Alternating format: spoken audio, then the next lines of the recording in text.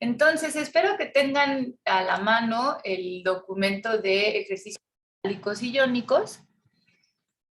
Y ahí, pues bueno, me indiquen si tienen alguna duda de los primeros 6 problemas.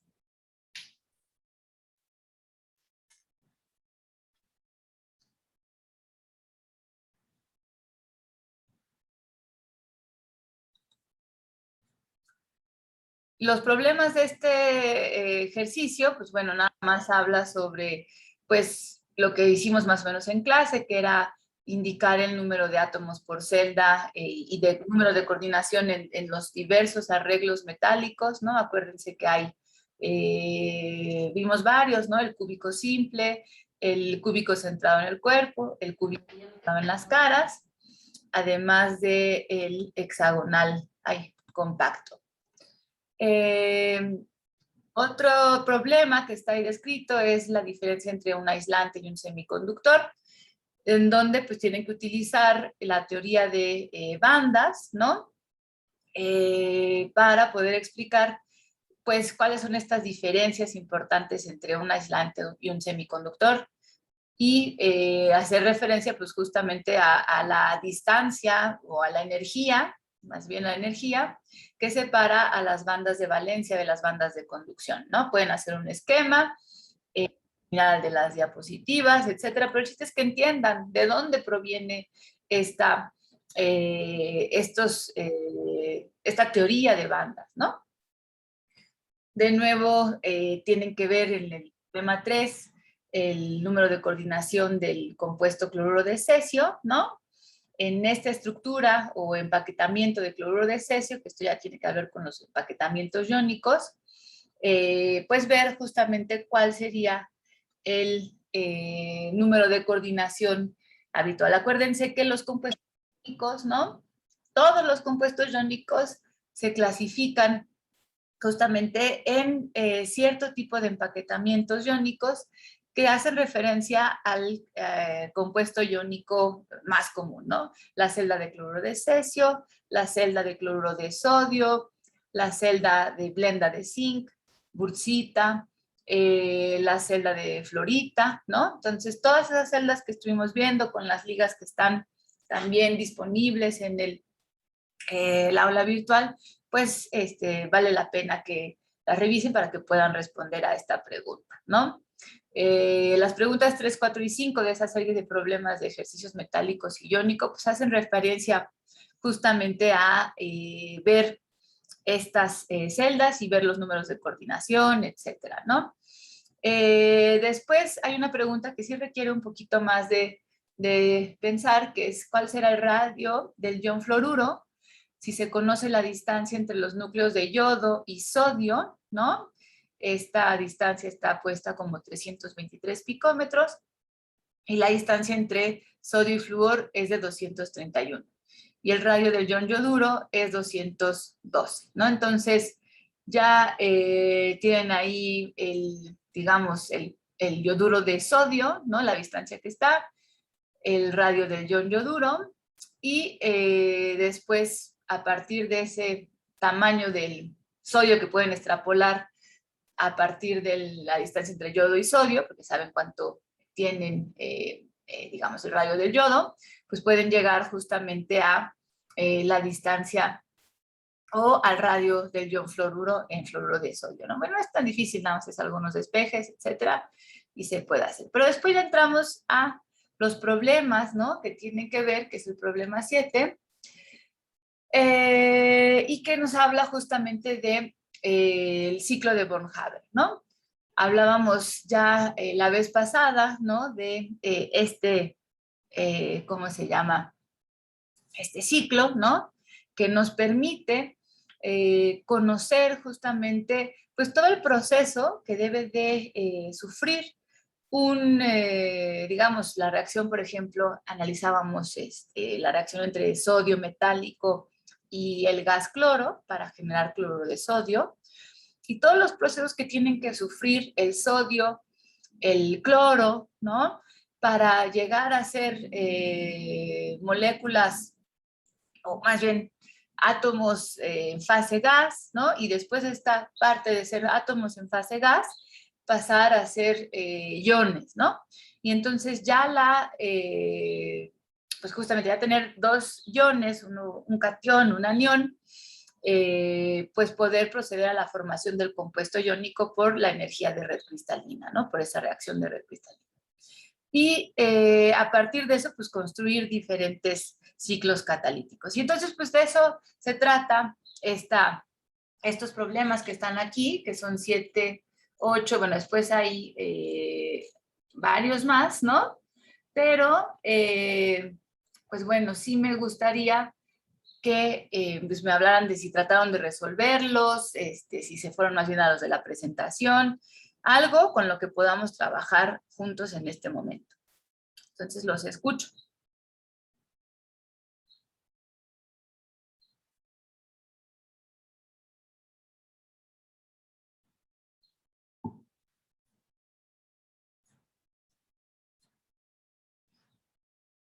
Bueno, me gustaría también escuchar que no pudieron hacer nada y ya.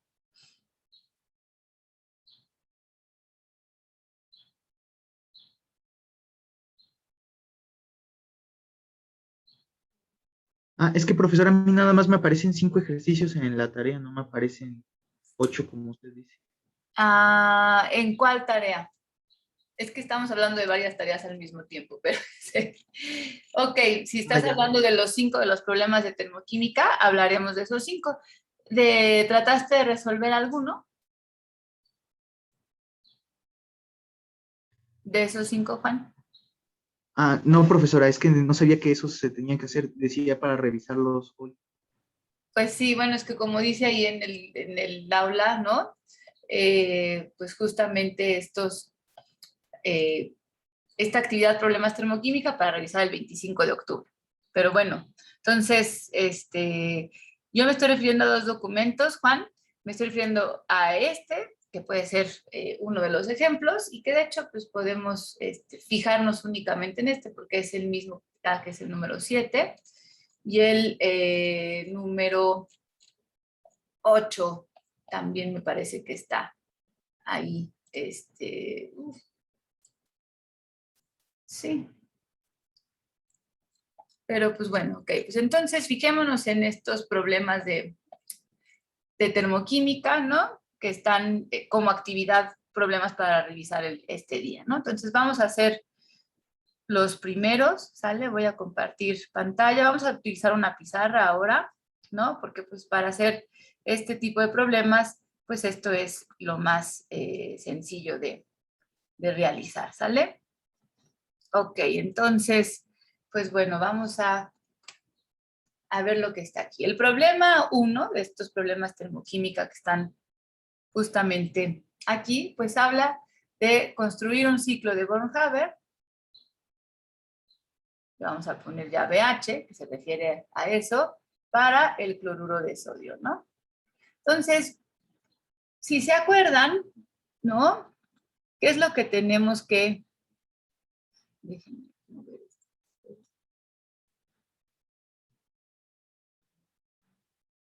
Voy a poner aquí abajo, ¿vale? Ok. Bueno, para este ciclo, ¿no? Lo que yo veo en ese primer problema es que me está dando varios datos importantes, ¿no? Primero podemos escribir la reacción de formación de este compuesto. ¿Cómo se debería o cómo existen el calcio y el cloro para que se puedan combinar y formar el cloruro de calcio?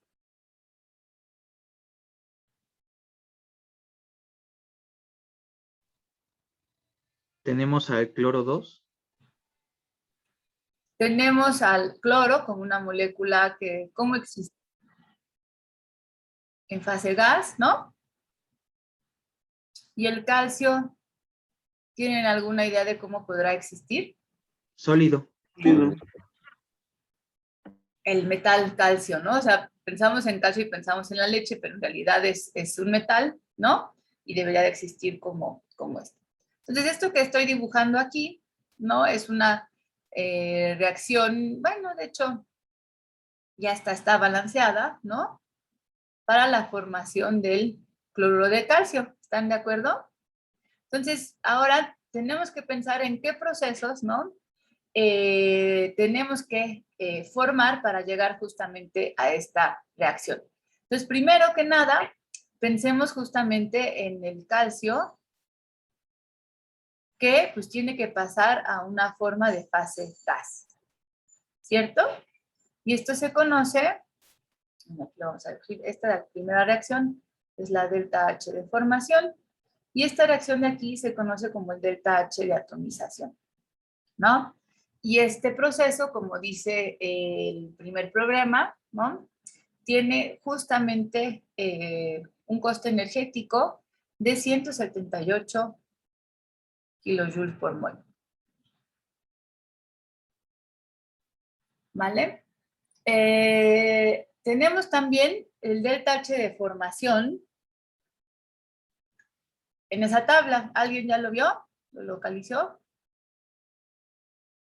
Sí. Menos 795.8. Vale, perfecto.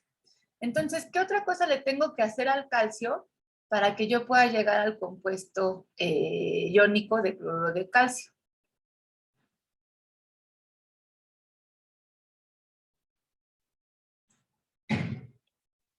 ¿Ionizarlo? Tenemos que ionizarlo, ¿no? Entonces, la primera cosa es pensar en que este átomo en fase gas, ¿no? Va a sufrir la primera ionización, y esto pues es el potencial de ionización 1. Y también, pues como se trata de en qué, ¿cómo se llama? ¿Cuál es la valencia de este calcio en este compuesto de cloruro de calcio? O el estado de oxidación, perdón. 2 más. 2 más. Entonces, ¿qué más le tengo que hacer a este proceso?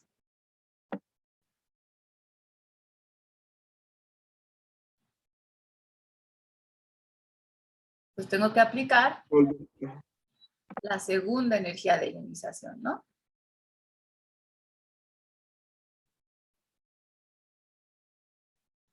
Y esto pues ya es todavía un proceso que requiere más 146 kilojoules por mol. ¿Sí? ¿Sí lo estamos viendo? Vale, entonces ya aquí ya llegamos justamente al primer punto de este calcio. El siguiente punto es, ahora, ¿qué tengo que hacerle al cloro para que yo pues pueda justamente considerarlo en esta ecuación de formación del cloruro de calcio? ¿Disociarlo? Disociarlo, ¿no? O sea, al final, esto pues sería 2 átomos de cloro. ¿Y esto a qué proceso se está refiriendo?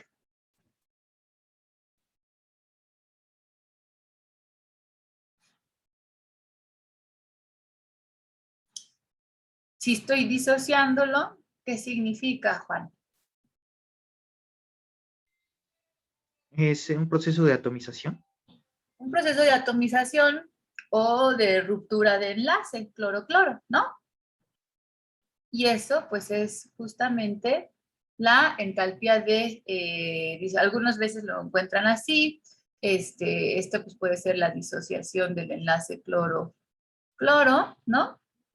Y esta entalpía de disociación del enlace cloro-cloro, pues es 244 kilojoules por mol, ¿vale? Eso es lo que me cuesta. Y después, ¿qué le tengo que hacer a este cloro que ya está como átomo en fase gas? Ionizarlo. Ionizarlo. ¿Y qué, a cualquier ion, a cloro más o a qué debe de ser? A cloro. A cloro menos, ¿no? Entonces aquí recuerden que tengo 2 cloros, porque incluso en la fórmula tenemos 2 cloruros, son los 2 cloros que necesito. Y en este caso, perdón, aquí vamos a borrar. Voy a hacerlo un poco más para allá. Incluso creo que vale la pena que pongamos otro color para el cloro. Entonces, los dos cloros, ¿no? En fase gas, pues necesitarán 2 electrones, ¿no? Esta sería, ¿cómo se llama este proceso?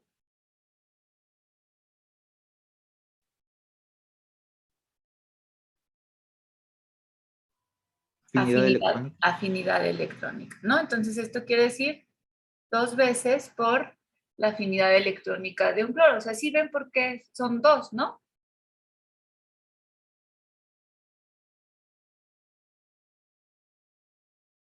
En la fórmula tengo 2 cloros, pues tengo que siempre tomar en cuenta esto, ¿no? Entonces esto es, digamos, lo más importante que hay que considerar de todo esto, ¿sale? Ahora vamos a...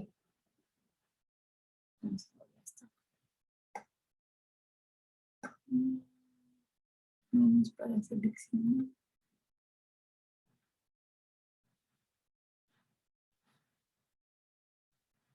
Ahora voy a tener que mover un poquito. Ay, sí.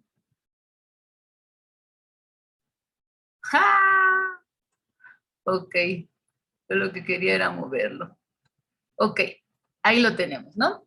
Entonces, la siguiente parte de lo que debo de tratar de resolver, pues es, ¿qué otro proceso me hace falta para generar? ¿No? O sea, por ejemplo, ahora ya Energía de tengo la energía de red cristalina. ¿Y esa, cómo me describirías la ecuación?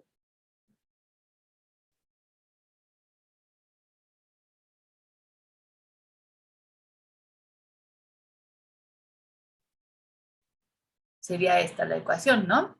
Un átomo de calcio 2 más en fase gas, más 2 iones cloruro en fase gas, pues para dar justamente cloruro de calcio sólido, ¿sale? Y esta sería pues U0, y esta es la que tenemos como incógnita, ¿no? Quisiéramos conocerla porque ya tenemos todos los demás datos. Entonces, si ven en esta ecuación, como la tengo ya puesta por aquí, pues puedo incluso empezar a cancelar varias cositas, ¿no? O sea, por ejemplo, eh, tengo clorogas de este lado. Bueno, ahorita no vamos a cancelar más bien nada. O sea, lo que tenemos que ver es justamente que este de acá arriba es como el resultante, ¿no? De todas estas, digamos, aquí está calcio en fase gas, calcio atómico en fase gas, calcio más un electrón, ¿no? Calcio más un electrón, calcio 2 más otro electrón. Y aquí pues tengo el calcio 2 más, ¿no? En la parte de U0. Entonces, estos aquí se están yendo, si los ven, ¿no? El cloro, ahí se queda como está. Los 2 cloros en fase gas los tengo aquí. Los 2 cloruros en fase gas aquí. Los 2 cloros aquí en fase gas. Y los 2 electrones, pues, estos de aquí se están yendo con esta parte. Entonces, la reacción o la entalpía de formación pues ya está dada justamente por calcio en fase sólida, cloro diatómico en fase gas, ¿no? Y que me va a generar justamente cloruro de calcio en estado sólido, ¿no? Estos son, digamos, todo el proceso, la suma de todos estos procesos que veo aquí de las entalpías me tiene que dar justamente 700 y pico, ¿no? Luego lo voy a poner por acá. Entonces, es que tengo que poner todos mis controles locales. Entonces, ahora, ¿no? Lo que yo puedo hacer para calcular U0, pues es justamente, vamos a ponerlo ahora aquí en negrito, tendría que ser, ¿no? La suma de todos. La entalpía de formación es la suma de todos los procesos de entalpía de atomización del calcio, potencial de ionización 1 del calcio, potencial de ionización 2 del calcio, entalpía de disociación del cloro, 2 veces la afinidad electrónica del cloro y U0, ¿no? Todo esto me tendría que dar ese cálculo. Entonces, si yo despejo, bueno, eso lo puedo poner justamente ahí, aquí, ¿no? Entonces, la entalpía de formación, pues es justamente en todo este proceso, es la entalpía de atomización de calcio, más el potencial de ionización 1 de calcio, más el potencial de ionización 2 de calcio, ¿no? Es lo que estoy viendo ahí, más la entalpía de disociación de cloro, más 2 veces la afinidad electrónica del cloro, más U0, ¿sale? Entonces, si yo de aquí quiero conocer U0, pues despejo prácticamente U0 de aquí, ¿no? Y eso pues va a tener que ser justamente la entalpía de formación menos la entalpía de atomización de calcio menos el potencial de ionización 1 del calcio menos el potencial de ionización 2 del calcio menos la entalpía de disociación del cloro, ¿no? Menos 2 veces la afinidad electrónica de cloro, ¿no? ¿Están de acuerdo? Aquí simplemente despejé U0. Y entonces esto, de nuevo, lo puedo... a ver, quisiera hacer un zoom in. ¿Alguien dijo algo? Ok.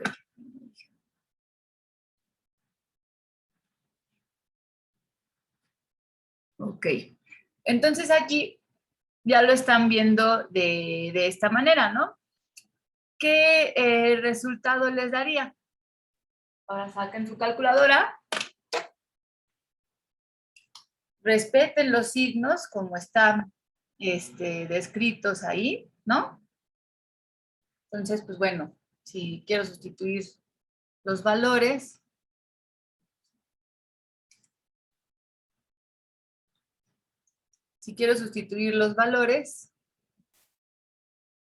aquí debe de ser menos 795.8, ¿sale?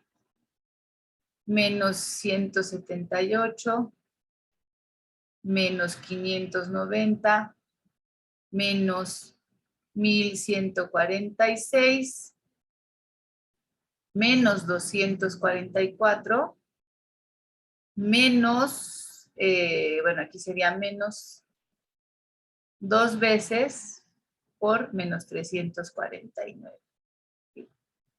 49. ¿Sale? Entonces, ¿cuánto les da eso?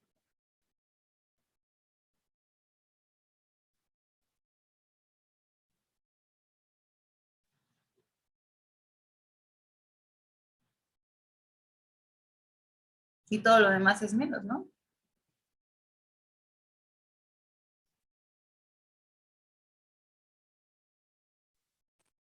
Dame los 2.255 y ya no lo ocuparon. ¿Cuánto te dio? 2.255.8 menos. Exacto.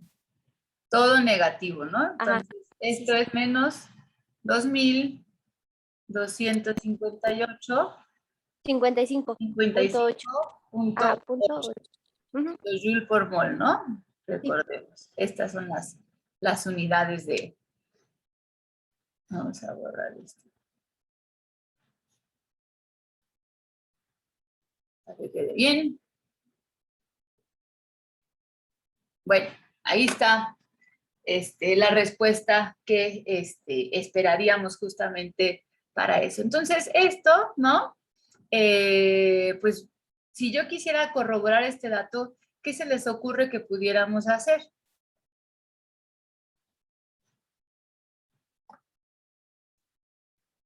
sea, recuerden que tenemos varias opciones, ¿no? El cloruro de calcio, pues es justamente la fluorita, ¿no? Y podríamos utilizar la ecuación de Born-Landé, si se acuerdan, de U0, la U0 teórica, que justamente pues tendríamos que buscar el radio del calcio 2+, ¿no? El radio del cloruro menos.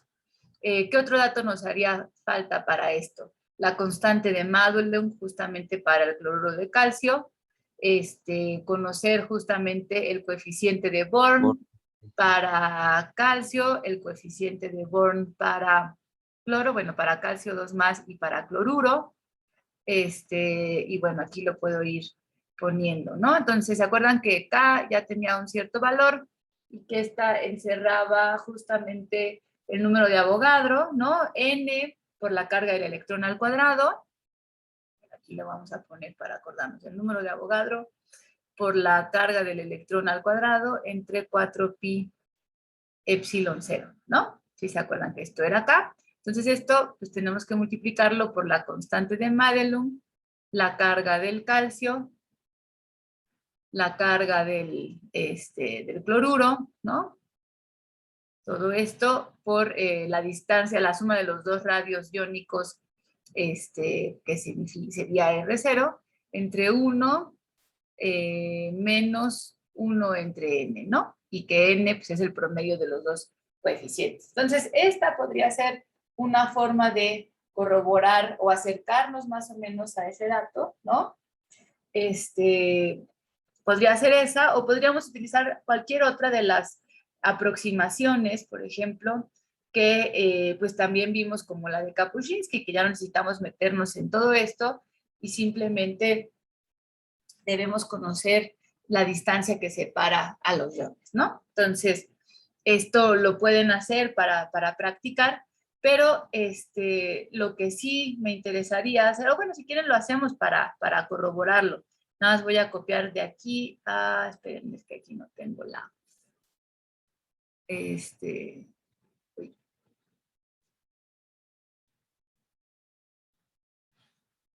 Quisiera yo aquí justamente abrir, ¿no? La anterior, perdón. Ya no me acuerdo si aquí la tenía. La tenemos desde aquí. Ah, sí, aquí están. Aquí están las ecuaciones, ¿no? Entonces, desde aquí, espera, aquí está. Aquí tenemos el radio del calcio, 114, ¿no? Y el radio del cloruro, 110, 67. Entonces, aquí es 114 y 167 picómetros, ¿no? 114 y 167, sí, está bien. A la constante de Madelung para la fluorita, aquí la tenemos, es 2.5119.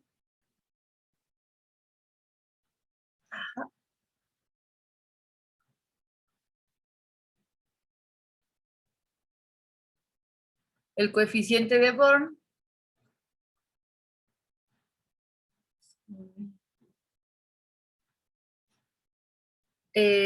¿cuál sería la configuración del calcio 2+? Argón, ¿no? 9. Y la del cloruro, pues también argón, 9.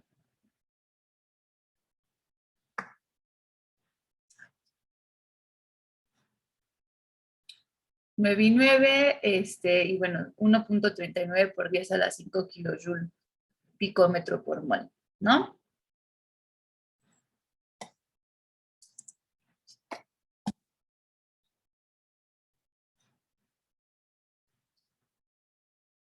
Ok, sí. Y ahora ya no sé por qué no puedo regresar aquí. Ahí está, ¿no?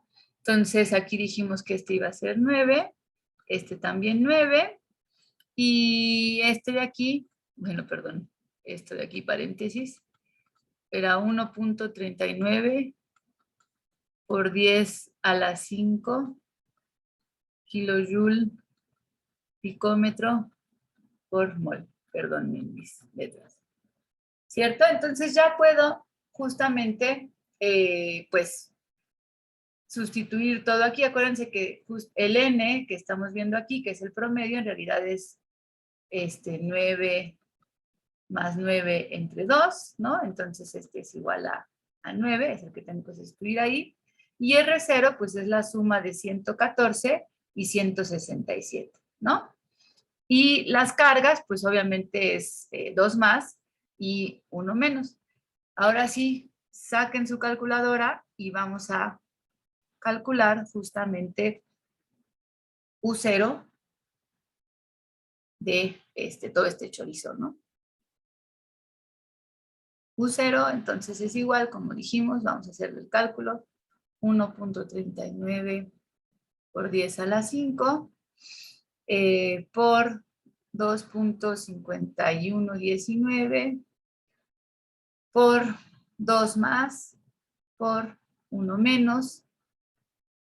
Todo esto, la suma de 114 y 167, pues es 11, 7, 8, 281 picómetros, ¿están de acuerdo? ¿No?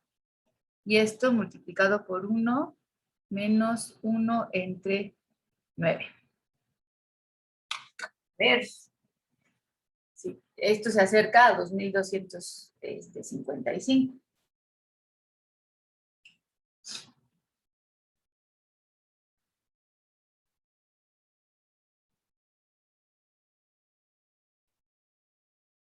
Me da de menos 2208.17.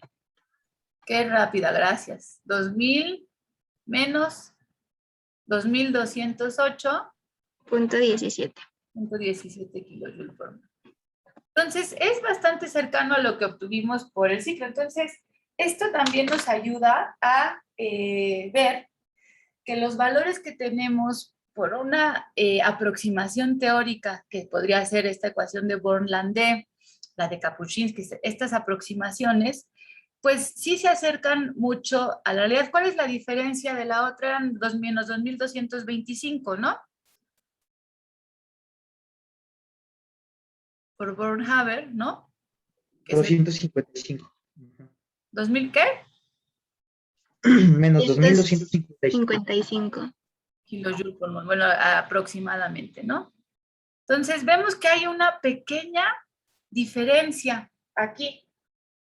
Y esta pequeña diferencia de, bueno, sí, o sea, cuando hablamos de termodinámica, hablar de esta diferencia de aproximadamente 47 kilojoules por mol, ¿no? De diferencia, que sí es importante, pues se debe justamente a, en un compuesto iónico, ¿qué sabemos de los iones muy cargados? Por ejemplo, como el calcio 2+, o el magnesio 2+.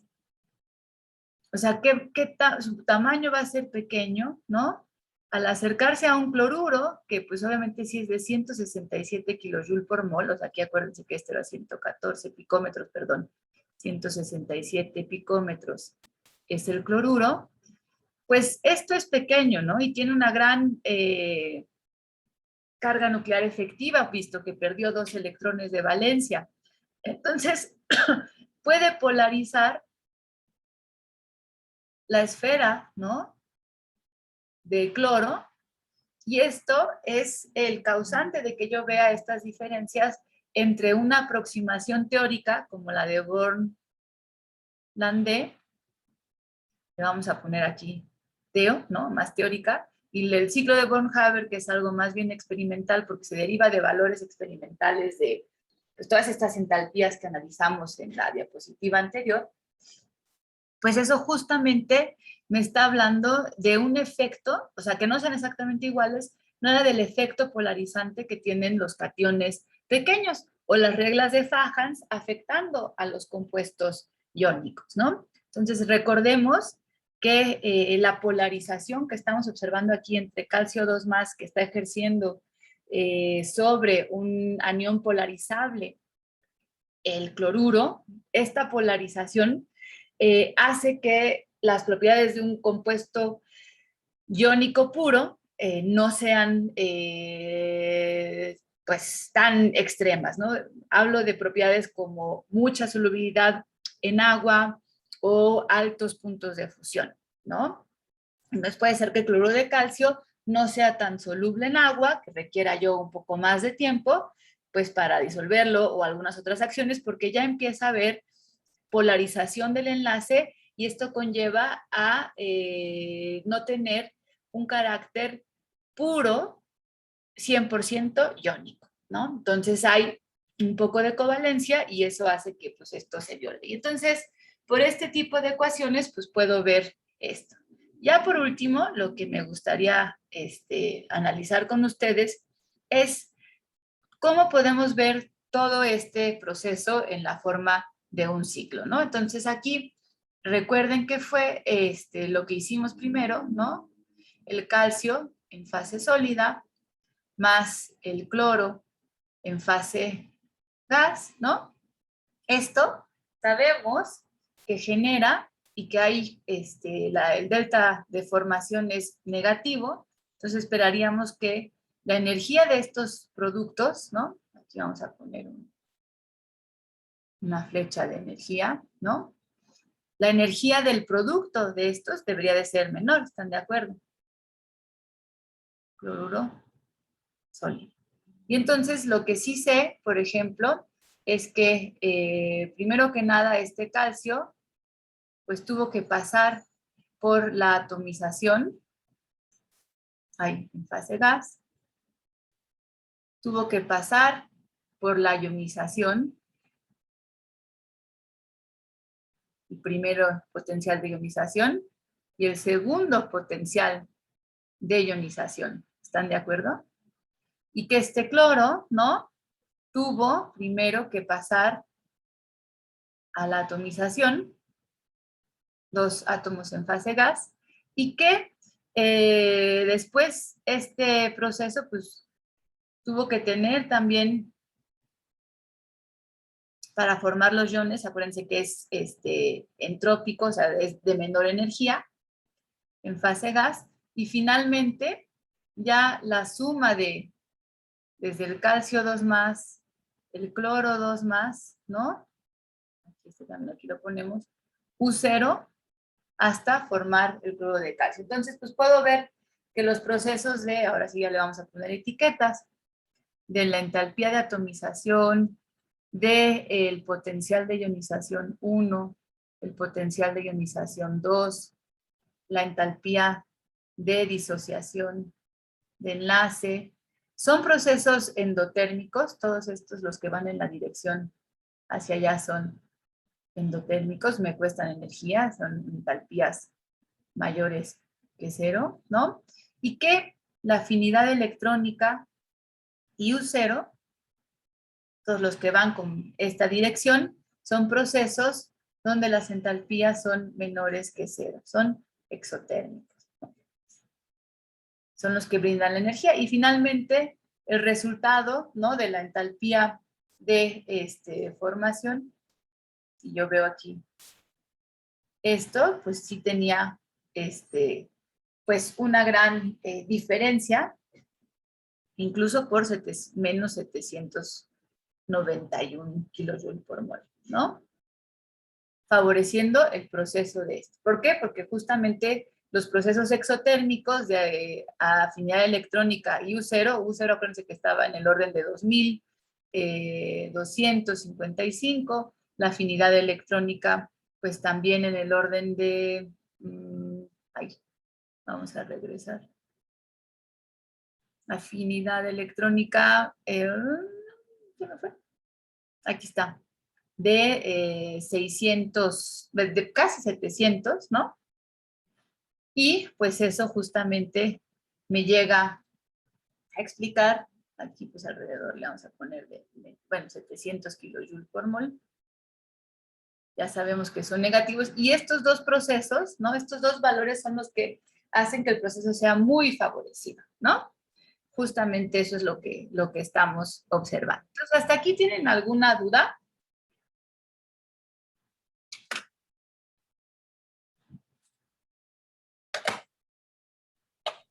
No. Profesora. Es bastante, parece que es bastante claro, pero el chiste es que quede muy claro, ¿no? El por qué llegamos hacia estos valores. Por ejemplo, ahora, tratemos de ver, por ejemplo, ¿quieren hacer otro ejercicio de estos o ya pueden resolver, por ejemplo, los problemas 2, 3 y 4?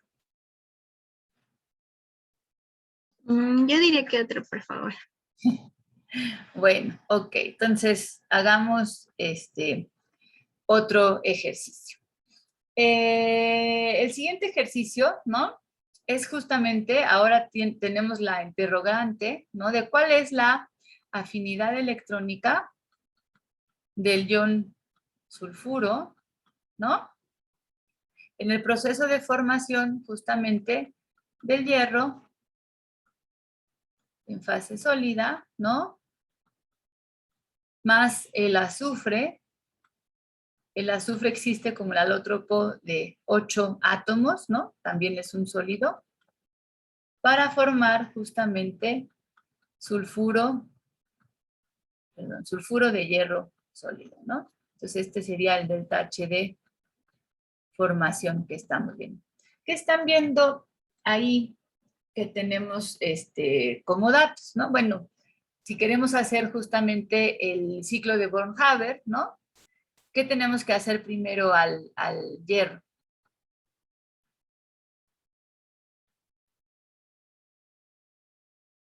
Que está como un metal en fase sólida. Hay que pasarlo a fase gas. Hay que pasarlo a fase gas, ¿no? Y luego a este hierro, ¿qué tenemos que hacer?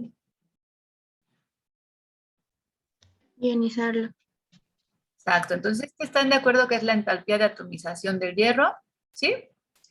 Ionizarlo, bueno, primero sería el potencial de ionización 1, y esto me lleva a hierro en fase gas con una carga. Este es el primero, ¿no? Entonces necesito también el segundo potencial de ionización, ¿están de acuerdo? Para llegar justamente a hierro 2 más en fase gas, ¿sale? Entonces ya tengo lo primero que tuve que haber hecho con este átomo de hierro. Y al azufre, ¿qué le tengo que hacer? Bueno, aquí justamente también no está balanceada esta ecuación. ¿Cuál sería, qué me hace falta poner por aquí? Es que necesito un octavo de esto, ¿no? De 8 enlaces azufre, azufre. ¿Están de acuerdo? Entonces, ahora, si yo lo que estoy viendo ahí como dato es la entalpía de disociación, de atomización del azufre, como 278, ¿no? Lo voy a dibujar aquí arriba.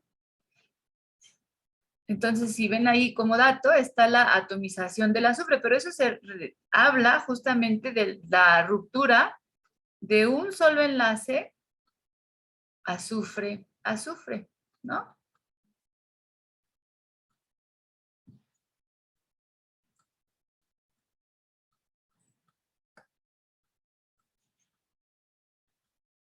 Voy a dibujar ahorita lo que tendríamos que pensar. O sea, este azufre en realidad, como vemos aquí, pues es un azufre que está formando un alótropo.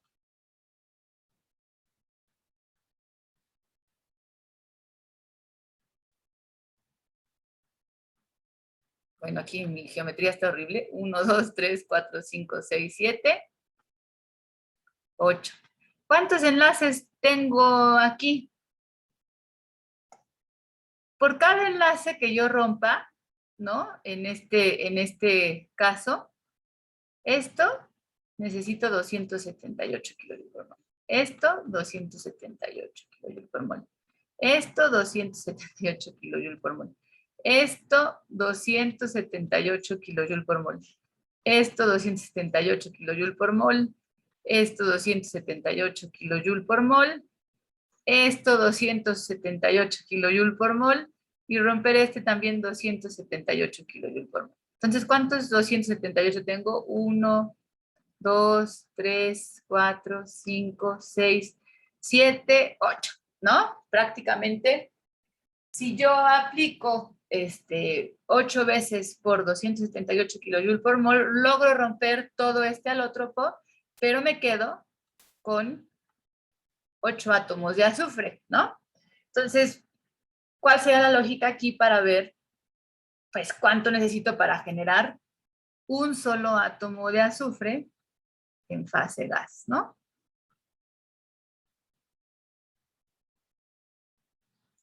¿O cuánto debería yo de aplicar? 2 veces 278. Pues no. Aquí, ¿cómo sería nuestra lógica? Si yo con esto genero de este S8, ¿no? Genero 8 azufres en fase gas, esto significa que era 8 veces 278, ¿no? Para generar 8 veces esto. Pero yo necesito 1, entonces es 8 entre 8, ¿no? Pues prácticamente solo necesito 278 kilojoules por mol. ¿Están de acuerdo? Ah, ok, gracias. ¿Sí?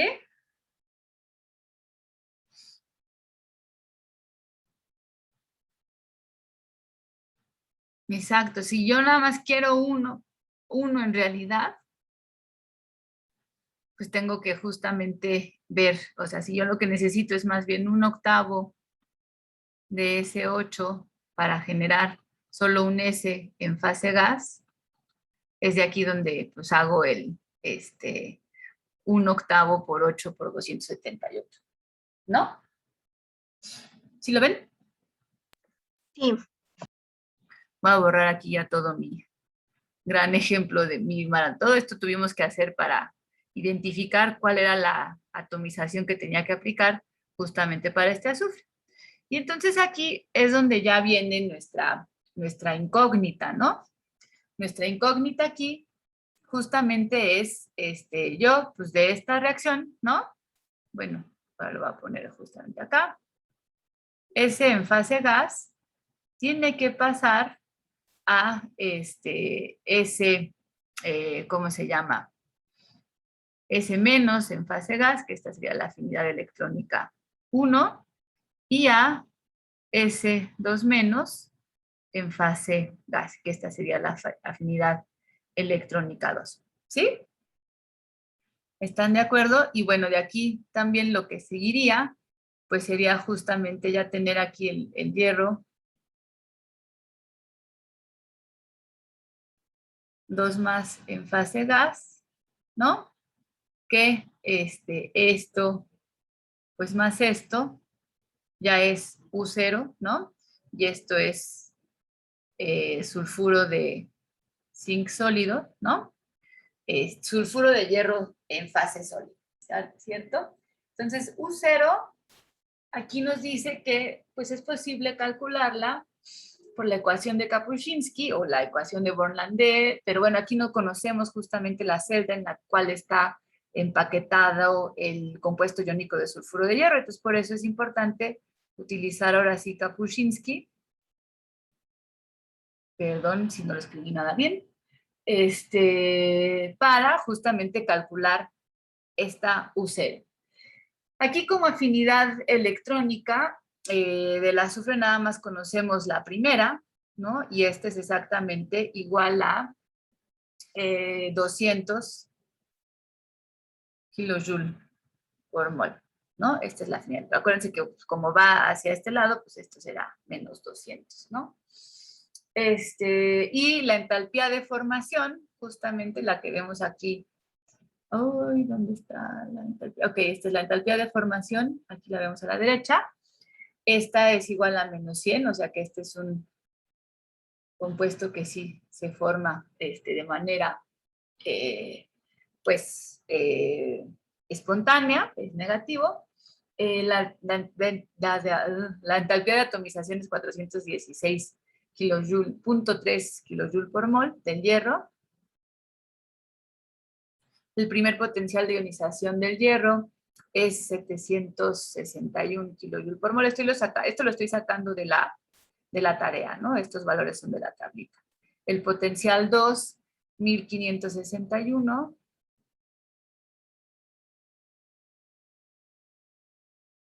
Y ahí, bueno, 1561. Y pues prácticamente son todos los valores que tengo. Entonces, ahora bien, si tengo todo esto de esta manera esquematizado, ¿no? De nuevo, ahora, ¿cómo puedo calcular Kapuscinski? Nada más recordemos la ecuación de Kapuscinski. La ecuación de Kapuscinski, pues es justamente esta, ¿no? A ver si la puedo.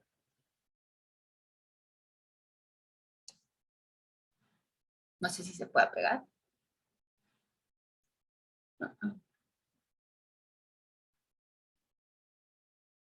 No, no se puede pegar, pero bueno. La ecuación de Kapuscinski, otra vez, es igual a, acuérdense, 120.200 por nu z más z menos. Y nada más necesitamos R0, que es la distancia entre los dos iones, ¿no?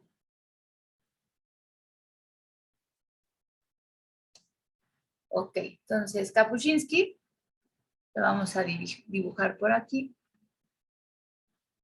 Ahora va a poner otro colorcito para que ya nos quede más claro. Entonces Kapuscinski está dado justamente por 120.200. Nu, acuérdense que era el número de iones que forma la fórmula. ¿Cuántos iones tiene la fórmula de sulfuro de hierro?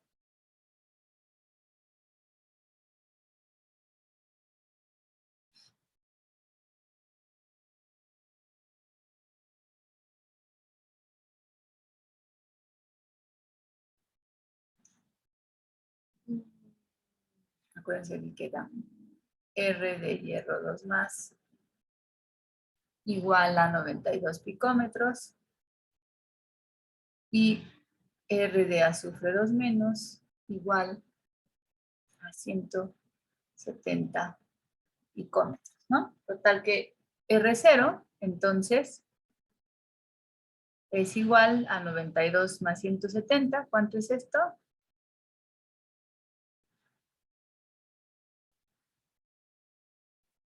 262 picómetros, ¿no? 62. 262 picómetros. Aquí en la fórmula, pues me hace falta, voy a hacerlo.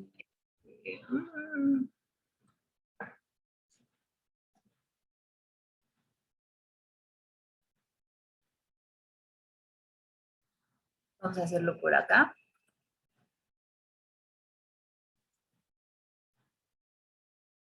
Ay, no se pega. Bueno, otra vez vamos a volver a dibujar. Bueno, entonces para Kapuscinski de nuevo.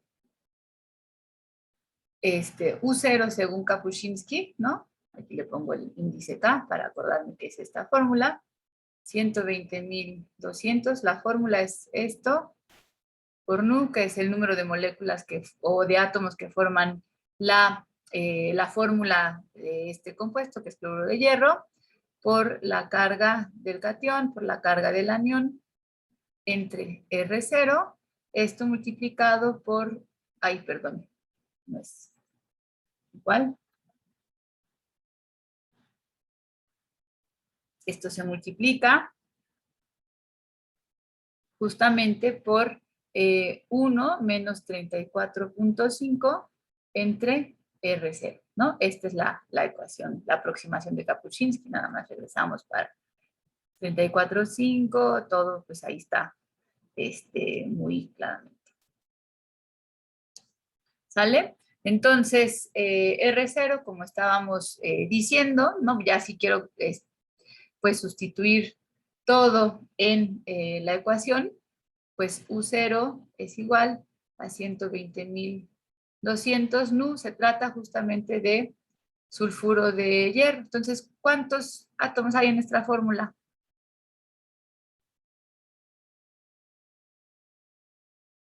Pues uno de azufre y uno de hierro. Dos, ¿no? 2. Sí. Por 2 más, por 2 menos. Todo esto entre, habíamos dicho que era 262 picómetros, la suma de los dos radios, ¿no? Acuérdense que esto es igual, bueno, aquí pongo un paréntesis, R del catión, ¿no? Más R del anión, es 262 picómetros, esto por 1 menos 34.5 entre 262. ¿Cuánto les da?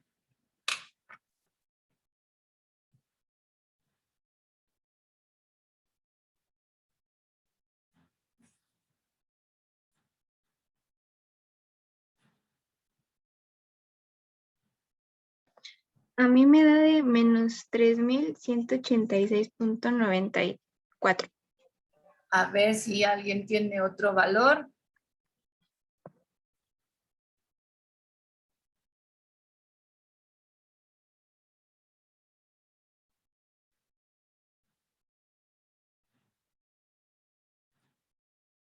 O sea, todo esto es 3.670, ¿no? Punto 22. Y lo que está en paréntesis, pues es justamente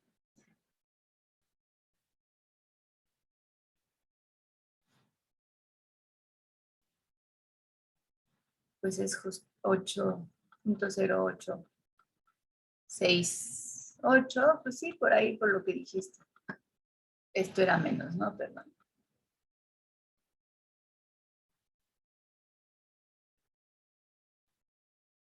¿Sí? ¿Cuánto dijiste? Menos 3186.94. Exacto. Esto es justamente U0, ¿no? Entonces, esto fue nuestro cálculo de U0. Ahora, al regresar aquí, voy a borrar ya todo lo que hicimos con estos datos. Y el valor que justamente estamos calculando aquí, pues ya es este, ¿no? Menos 3.186.92 kilojoules por mol. Entonces, ¿cómo voy a calcular ahora con todos estos valores la interrogante? ¿Cuál es la interrogante aquí? Pues la segunda afinidad electrónica del azufre, ¿no? Entonces aquí, pues bueno, ya más o menos, acuérdense de este valor, lo vamos a volver a utilizar por aquí. Para calcular ahora sí, recordemos, regresamos aquí es un color neutro. Entonces, la entalpía de formación, otra vez recordaremos para todo este proceso pues nada más aquí vuelvo a poner la reacción que estamos poniendo.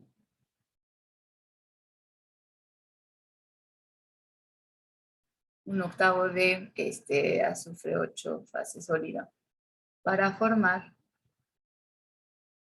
este compuesto, ¿no? De sulfuro de hierro. Entonces, toda esta entalpía de formación es justamente igual, ¿no? A la entalpía de atomización del hierro más el potencial de ionización 1 del hierro más el potencial de ionización 2 del hierro.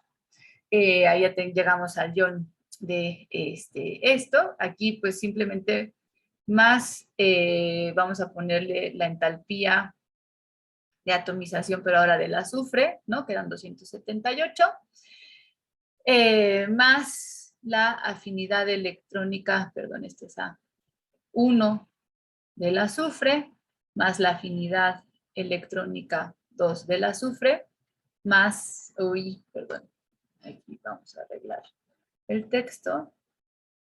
Ay, no era ese que tenía que borrar. Entonces es la afinidad electrónica 1 del azufre, la afinidad electrónica 2 del azufre, más U0. Entonces, si despejamos afinidad electrónica 2, ¿no?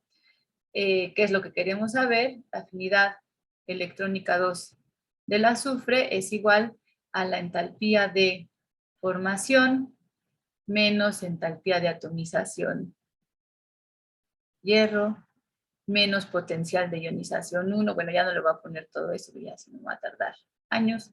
Potencial de ionización 2 del hierro más la entalpía de atomización del azufre, digo menos, perdón. Otra vez, borremos.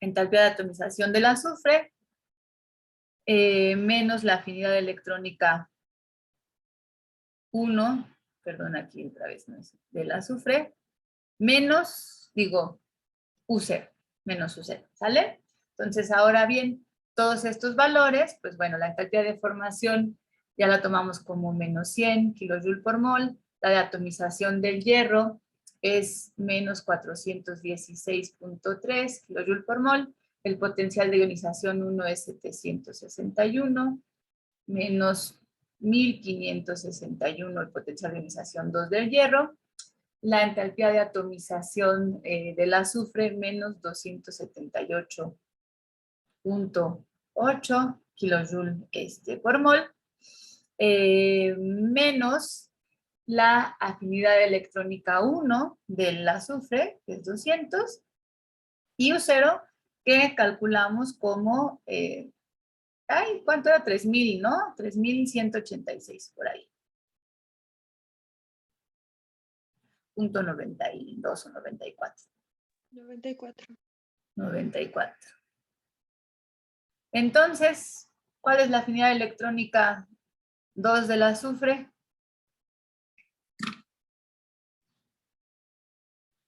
Pues es justamente menos 100, menos 416.3, menos 761, menos 1561. Me da de menos 30.16. 8, menos 200. ¿Menos 30 o menos 130? Menos 130. Menos 130, exacto, o sea, a mí también. Entonces, la segunda afinidad electrónica del azufre, pues está dada por menos 133, perdón, kilojoule por mol, ¿no? Por ahí. Este es el valor. Y pues bueno, así es como podemos extrapolar el ciclo de Born-Haber, ¿no? A justamente pues todos estos procesos. Vean todo lo que tuvimos que realizar justamente para llegar al resultado de la incógnita de este problema. Y pues ahora sí que los problemas 3 y 4, que es del óxido de calcio y del hexafluoruro de azufre, pues tenemos que ver.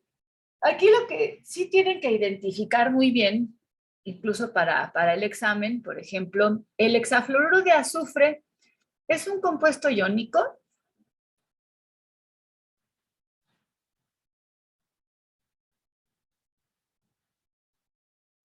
No. No, ¿verdad? Tenemos un no metal y otro no metal, los dos son no metales. Entonces, esto más bien es un compuesto covalente, ¿sale?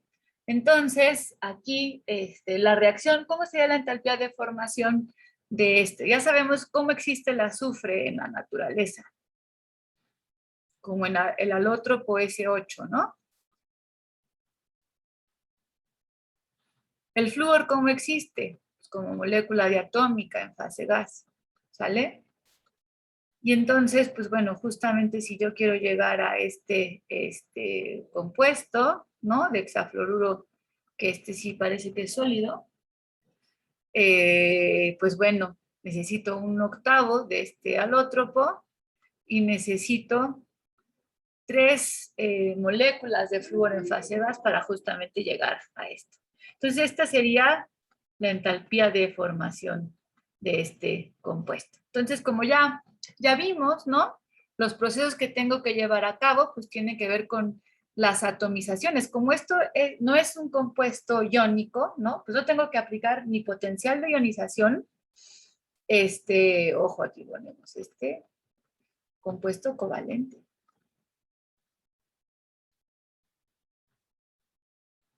Entonces, aquí, nada más para dejar claro, pues no necesito, no hay potencial de ionización ni afinidad electrónica. No tengo que generar iones, ¿no? Estos son procesos que generan iones. Ahí. Ahí. Ay, ¿qué pasa? Ya no sé qué me pasa. Ya no está funcionando mi. Ya, es que cambió. Esto genera iones, ¿no? Entonces, justamente esto no lo necesito porque esto me está generando iones. Entonces, lo que sí necesito es atomizar a este azufre y a este flúor. Entonces, para justamente atomizarlos, lo que yo voy a necesitar, ahora los voy a poner, pues pongámoslos en rosita, ¿no? Pues es la entalpía de atomización. La entalpía de atomización del azufre, una, ¿no? Para que justamente llegue a azufre en fase gas. Pues aquí sí, 3 veces la entalpía de disociación o de atomización del flúor, ¿no? Para generar 6 átomos de flúor en fase gas, ¿no? Y simplemente ya con esto, pues tengo que formar nuevamente enlaces para llegar a formar el hexafluoruro de azufre, ¿no? Y pues bueno, estos son los valores que me da ahí, me da las entalpías de flúor-flúor, azufre-azufre, y me da justamente cuántos enlaces azufre-flúor estoy formando. 6, ¿no? Recuerden que tengo el azufre, lo pongo ya como el octaedro que estoy formando, y pues justamente se trata de 1, 2, 3, 4, 5, 6 veces, ¿no?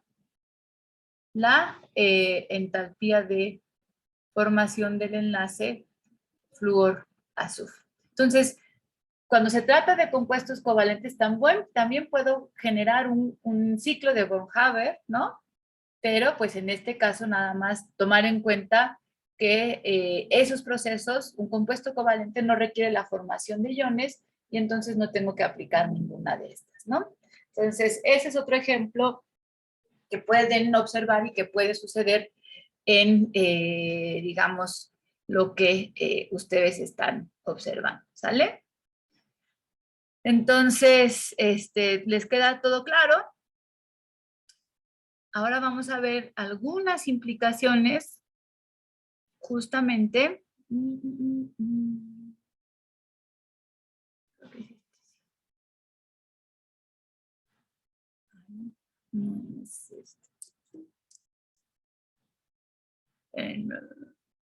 Vamos a compartir toda la pantalla. Se me perdió esta parte.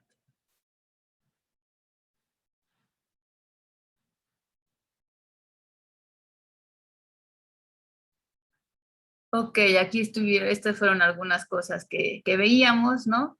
Les quería mostrar nada más, por ejemplo, en esta presentación, ¿no? ¿Qué es lo que pasa cuando hablamos de estas entalpías de formación? Entonces, si ustedes les dan clic en esta parte de la reacción, vamos a ver ahorita la reacción que se da justamente entre azufre y hierro. Le voy a quitar el audio y quitar el anuncio en este momento. Y esta es la reacción que ocurre entre zinc y azufre. Entonces vean ustedes, únicamente van a poner un poco de azufre, es este compuesto amarillo, el metal, el zinc, ¿no? mezclan un poquito los dos sólidos. Esta reacción obviamente no sucede de manera espontánea. Y una vez que está todo esto mezclado, pues bueno, nada más tocan esta con un hierro candente, ¿no? Este es hierro candente. Y esto, ¡pam!, en cualquier momento, pues forma justamente el sulfuro de zinc. O sea, vean ustedes la reacción en cámara lenta que se está llevando a cabo. Entonces, esto es justamente todos estos procesos en acción que estuvimos identificando. La entalpía de atomización del azufre, la entalpía de atomización del zinc y finalmente el potencial de ionización 1 del zinc, el potencial de ionización 2 del zinc, la afinidad electrónica 1 del azufre, la afinidad electrónica 2 del azufre y la energía de red cristalina de los dos iones, zinc 2 más y azufre 2 menos. Todo esto para formar este compuesto. Y pues vemos justamente cómo en unos instantes se formó el compuesto iónico que estábamos analizando. Entonces, o sea, estos ciclos de von Haber pues nos toman 20 minutos o una hora analizarlos, pero nuestra mente tiene que ver que, bueno, yo veo una reacción muy explosiva en un video, pero ya sé que estoy hablando termodinámicamente de todos esos procesos de los que las atomizaciones, las ionizaciones necesarias, la formación o la energía de red cristalina que estuvimos observando, ¿no? Entonces, eso es realmente importante. Y otra de las aplicaciones que podemos utilizar justamente analizando, ¿no?, los ciclos de von Haber y todas estas entalpías de atomización, pues es incluso para ver si compuestos ilógicos, ¿no?, porque ya mi sabiduría en este momento de la licenciatura me identifica que el magnesio siempre va a estar con esta oxidación 2 más y el flúor menos, entonces el fluoruro de magnesio pues es algo ilógico que se pudiera formar, pero pues puedo hacer el cálculo, ¿no?, justamente restando o haciendo los despejes necesarios para llegar al valor de U0, ¿no?, o simplemente ver la entalpía de formación y ver que si yo quisiera, este es un proceso para la formación de fluoruro de magnesio, podría ser incluso posible. El difluoruro de magnesio, pues si hago ahora sí la suma de todo esto, voy a ver que la entalpía de formación pues me da un valor muy coherente, y pensar en el trifluoruro de magnesio pues es sumamente difícil, porque aquí tengo que estar hablando de la suma de 3 energías de ionización del magnesio, ¿no? Y ven, eso pues ya me lleva a valores muy, muy altos, ¿no? Entonces, pues esto justamente pues me ayuda también el ciclo de von Haber a ver que hay compuestos que posiblemente pueda formar, que seguramente serán muy inestables por que no es el estado de oxidación más común del magnesio, pero que en algunas situaciones muy particulares pudiera yo formar, ¿no? Y como otros, como este trifluoruro de magnesio, pues es casi imposible formar. Entonces, como tarea para que ustedes puedan descargar estas diapositivas en el aula virtual, pues traten de llenar los huecos que faltan en esto y hacer pues el análisis de la respuesta de esta pregunta. ¿Cuál de estas especies se formará con mayor seguridad? Pues seguramente la que tenga la entalpía de formación más negativa, ¿no?, será la que se forme, y pues bueno, ya con una entalpía de formación positiva como la que tiene este compuesto, pues puedo eliminarlo, ¿no?, de esa cuenta. Esto se refiere un poco a la pregunta que vimos con hexafluoruro de azufre, la formación de compuestos covalentes, el trifluoruro de nitrógeno, pues también tengo que ver energías de enlace nitrógeno-nitrógeno, flúor-flúor y nitrógeno-flúor para ver si esto será posible o no que por entalpía de formación muy negativa que se forme, ¿no?, y que se estabilice. Y esto arroja algo como lo que hicimos en el primer ejemplo, ¿no? En el primer ejemplo calculamos la U0 por el ciclo de von Haber del fluoruro de calcio. Y después utilizamos la ecuación de Born-Landé para ver qué tanto nos adecuábamos a ese valor que habíamos encontrado por el ciclo de von Haber. Y si ven, ¿no? Esto ahora pues trata de comparar eso mismo que hicimos nosotros, pero ya en más compuestos iónicos. En esta tabla vemos la formación, por ejemplo, de fluoruro de litio hasta el yoduro de litio, ¿no?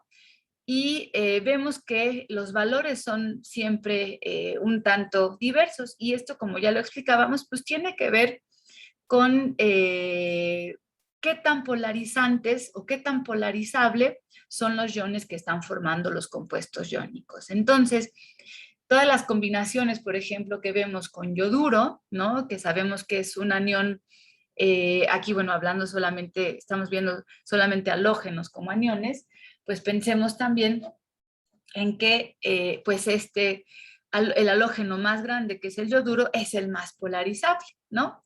Y en cuanto está enlazado, digamos, al catión más pequeño, que sería el litio más o el sodio más, pues la diferencia entre Born-Haber y Born-Lande ya es un poco más significativa, ¿no? Y esto pues tiene que ver con esta combinación de un catión polarizante con un anión polarizable, ¿no? Y entonces, pues, me desvío de un compuesto 100% puro iónico y empiezo a ver un poco más de polarización, un poco más de covalencia en el enlace.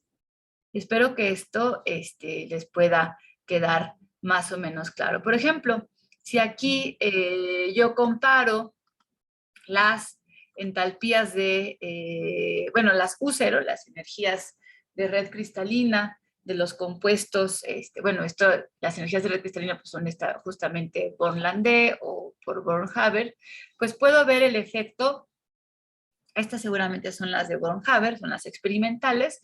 Puedo ver el ejemplo que le sucede al potasio, ¿no? El potasio, al tener o al combinarse con aniones más polarizables, pues su energía de red cristalina empieza a disminuir. El sodio tiene energías de red cristalina con valores superiores a las del potasio, es más pequeño, pero también disminuye al irse combinando con aniones que van aumentando su capacidad de ser polarizables, ¿no? Y lo mismo el litio, nada más que sí vemos una pendiente mucho más importante en el litio, que es el catión más pequeño, y que está teniendo un efecto de polarización del enlace bastante importante con todos los halógenos, y su energía de red cristalina pues es también de las más altas, ¿no? Por ejemplo, ahora, si yo quiero correlacionar las energías de red cristalina con la temperatura de fusión, pues me puedo imaginar que si tengo temperaturas o energías de red cristalina altas, como la del fluoruro de sodio, pues cuento con temperaturas de fusión también bastante altas, ¿no? Lo vemos en el caso, bueno, en esta línea de familia de fluoruros de sodio, potasio, rubidio y cesio. Cuando la U0 es muy alta, la temperatura de fusión es muy alta.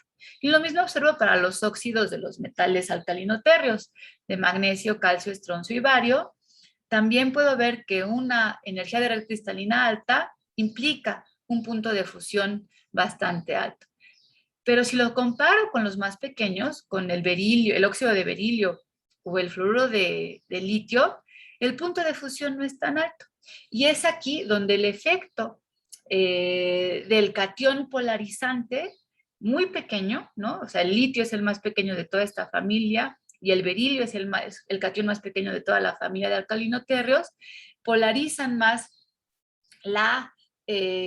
al ion o al anión, por ejemplo, aquí el fluoruro o aquí el óxido, y por lo tanto, aunque tengo altas energías de red cristalina, lo que implica es que la temperatura de fusión no es tan alta, ¿no? 845, que es, pues, digamos, está pues por debajo de la del fluoruro de potasio, y 2507, que está incluso por debajo del óxido de estroncio para el óxido de berilio, ¿no? Y entonces, pues, esta implicación de U0 alta, temperatura de fusión alta, no es importante en el caso en el que tenga cationes muy pequeños y que son muy polarizantes, ¿no? Entonces eso también hay que recordarlo.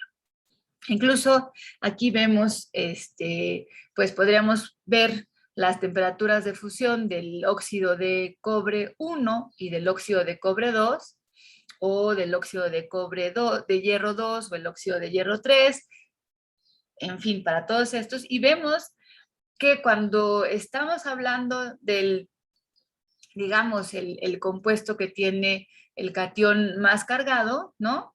2 más, 3 más, la temperatura de fusión, pues es, en estos casos, en el cobre, bastante altos. Pero ya para el cobalto empieza a ser menor, e incluso para el plomo 4 más, es mucho, mucho menor, ¿no? Y esto, pues bueno, si utilizamos Kapuscinski para calcular la U0, podemos aproximarnos más o menos a los valores de energía de red cristalina y hablar justamente de qué es lo que está sucediendo cuando tenemos cationes mucho más pequeños, más cargados, ¿no? De plomo 2 a plomo 4 más, de cobalto 2 a cobalto 4 más, y pues estas diferencias importantes en las temperaturas de fusión. Entonces, antes de irnos, un recordatorio sobre las reglas de Fajans, ¿no? Cuando el catión es igual, pero el anión varía. Por ejemplo, tenemos el ejemplo del fluoruro de níquel. Esta es una celda, igual podríamos ver al fluoruro rodeado por cationes de níquel en una celda, en un poliedro octaédrico, ¿no? Y cuando el níquel está mezclado con el yodo, pues en realidad tenemos como láminas de fluoruro de níquel, que se apilan, ¿no? De una manera. Y las temperaturas de fusión de estos dos compuestos, pues son bastante diferentes, ¿no? Cuando hay una organización en 3 dimensiones de un sólido como la que vemos en el fluoruro de níquel, el punto de fusión va alrededor de 1400 grados centígrados. Y cuando tenemos simplemente como estas láminas apiladas unas sobre otras, la temperatura de fusión disminuye. Ahora bien, si el anión es igual, por ejemplo en el cloruro de titanio, y el titanio cambia su estado de oxidación, aquí tenemos titanio 2 más, la temperatura de fusión es alta. Titanio 3 más empieza a disminuir, y el titanio 4 más incluso ya son pues líquidos a temperatura ambiente, ¿no? Y si vemos su arreglo cristalino, el titanio 2 más con los cloruros, o el cloruro de titanio 2, forma estructuras bastante organizadas.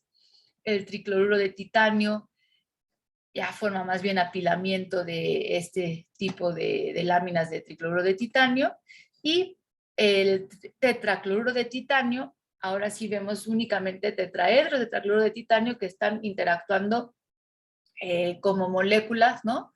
Y por lo tanto, pues son unos líquidos pues a temperatura y presión constante.